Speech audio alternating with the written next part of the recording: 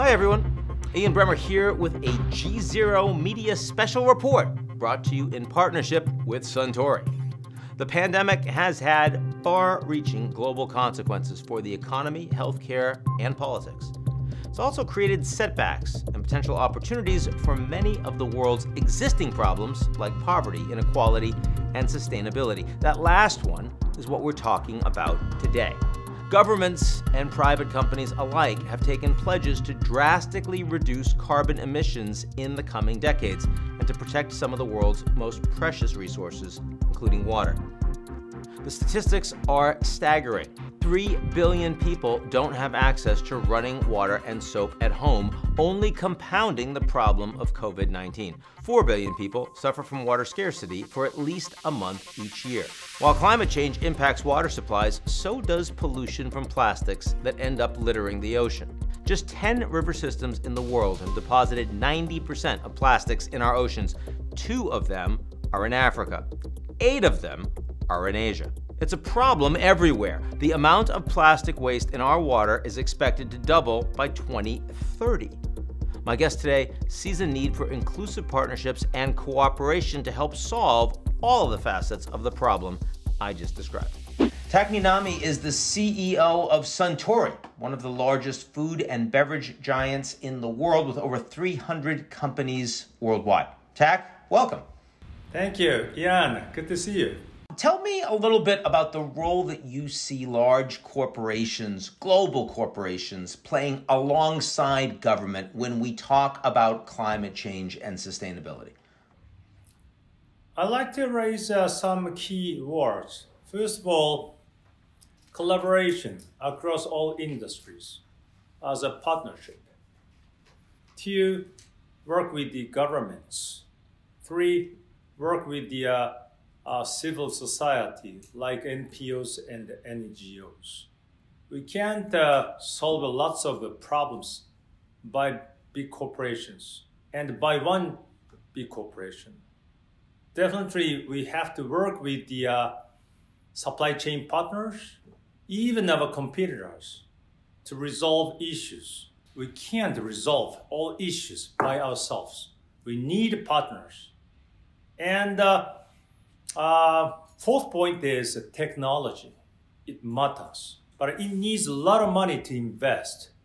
For example, we invested many years ago to the technology to give us a solution to recycle plastics. So all in all, how to partner even our competitors and work together to pressure governments.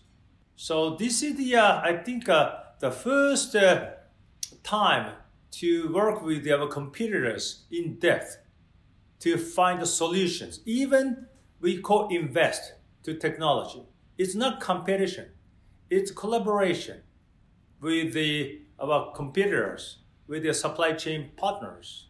So this is a key thing, how we can shake hands, with agility. I only briefly touched on the broad issue of plastics, climate change, and water supplies. Can you talk a little bit about what the current state of that challenge is? Plastics are creating micro plastics which hurt biodiversity in ocean. And plus, that's creating lots of problems, even to humankind.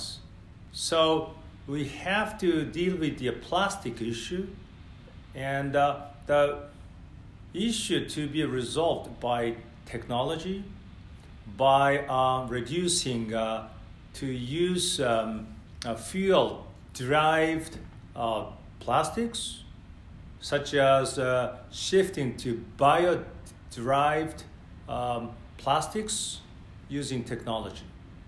So again, it cannot be resolved by one company.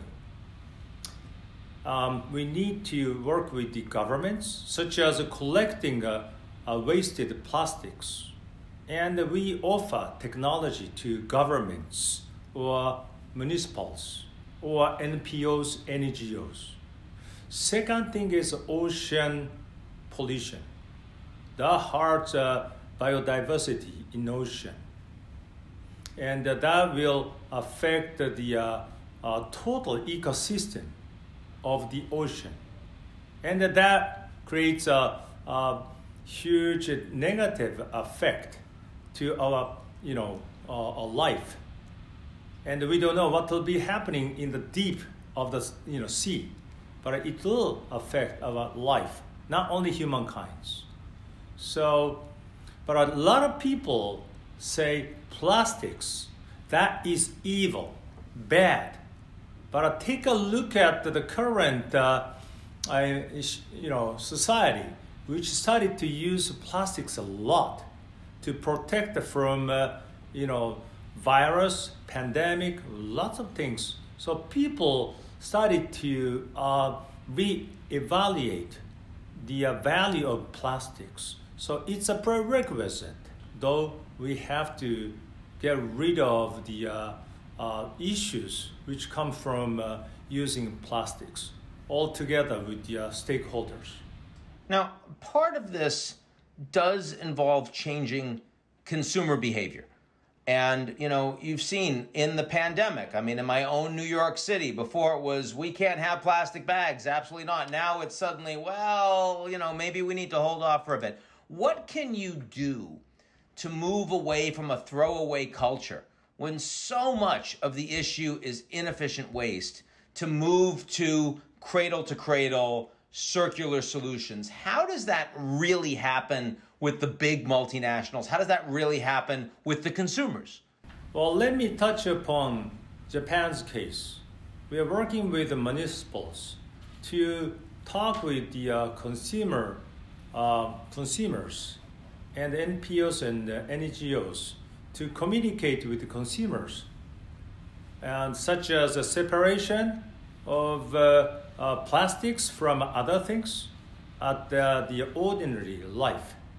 And we collect the plastics from consumers and NGO, NPOs. And we provide technology, or we provide some kind of expertise to recycle plastics collected by the governments, instead of consumers throwing away. So throw away to recycle. That's the collaboration between ourselves, industry, and governments. For example, our arch rival in Japan in soft drink space is Coke. But we are now working with Coke to talk with the municipal governments. What is the efficient way to collect the plastic bottles, for example? And we offer technology or how to deal with the recycling PET bottles, plastic bottles. So we are working with the, first of all, competitors, and we are working with the municipals. When Coke and Suntory come together to work with the municipal government, was that some young genius in one of those two companies? Was that a government official that said, come on, guys, you got to do this together? How did that actually happen? As a matter of fact, there is an industry association. And we started to talk about that between Coke and Suntory, because it's a mutual interest to reduce the lots of claims from consumer associations. Because you guys have to do with the plastics, because that's bad. We have been claimed by the consumer associations, but we can't do ourselves. But this is a mutual issue. And we started to pressure the municipal governments.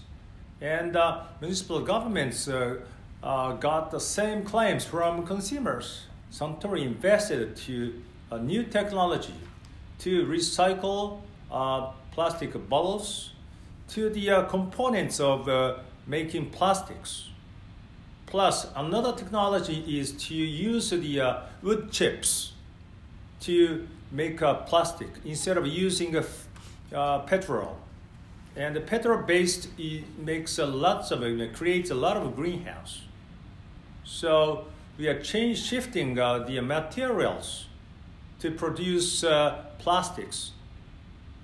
And so two technologies. One is to recycle plastic balls to components of making plastics. That technology needs a lot of investment. So we brought more than 15 companies in Japan, including our competitors, to invest together to build a plant because we needed economy of scale. Another factor we have to be care about is the scale, economy scale. Because if economics doesn't work, we can't continue. So we need all supply chain players work together, crossing industries, to work together for investment to that kind of technology to be applied to this issue of plastics. I want to talk specifically about Asia, because you say that business leaders across the region should unite governments there to move closer to a green recovery with the European Union as a model. Right now, we're pretty far from that. Can you explain how realistic that is and what steps need to be taken? Well, the rising awareness of passion to resolve the greenhouse issues in Asia. So we want to work with the Asian countries so that we can create same standards. So I'm talking about rule making between our way, including Asian countries, more or less versus European ways. So which is realistic for us in terms of reducing CO2 emissions, considering the reality. So we want to work with the Asian countries together because we face the same reality. Yeah, this is the biggest problem. You look at the United States, you look at Europe, you look at Japan, so many constraints in being able to develop nuclear as an effective renewable. The Chinese have taken by far the lead, but you got your hands tied in one of the most significant avenues. I was heartened to see that one of the first things that Prime Minister Suga has made news with is on climate. It's carbon neutrality by 2050. Were you surprised by that? And how coordinated was that announcement with the private sector in Japan that's rowing in this direction? Well, it was not a surprise, but it was a big surprise to the steel makers probably, because they can't get rid of the greenhouse, because their steel making processes need to emit lots of CO2s. So that was a huge surprise for them.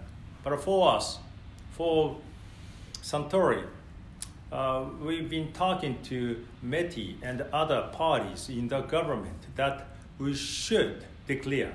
And we, Suntory, declared well before to achieve the carbon neutrality by 2050.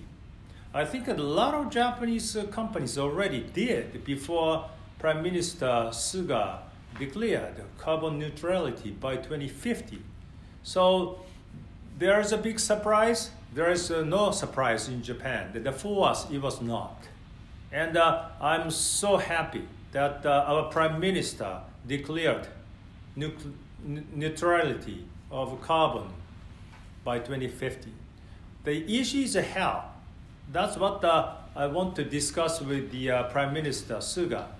It's for economic growth, obviously for society, and working with the international players in businesses and in governments. Last question for you, Tak, before we close. Suntory has been one of the companies that's been most outspoken on comprehensive sustainability efforts. You put yours around 3 pillars, carbon dioxide, plastics, and water. Give us a quick sense of how transformative those goals are, where you think Suntory really looks really different as a company in the future than it has in the past? Well, out of three things of our goals, we stress water. Natural water is a blessing and it's really important for humankind. And a lot of countries are suffering because of lack of natural water. And we would like to increase the natural water by supporting activities to protect forests. Because Japan has lots of forests. It's a country with forests. And we have expertise to protect the forests, and the forests generate natural water. And I would like to spread this activity to Asia, to Europe, to US, and we are working on it. And another factor is education to children. How important the natural water is for humankind. And we like to produce natural water for the next generation to come. And that's our stress out of CO2 emission reduction, plastics issue, and water. And the water is the most important for us as a differentiation from efforts made by other companies and other NPOs and NGOs. Tak Niinami, thank you very much for your time. I'll see you soon, sir. Thank you. Yeah.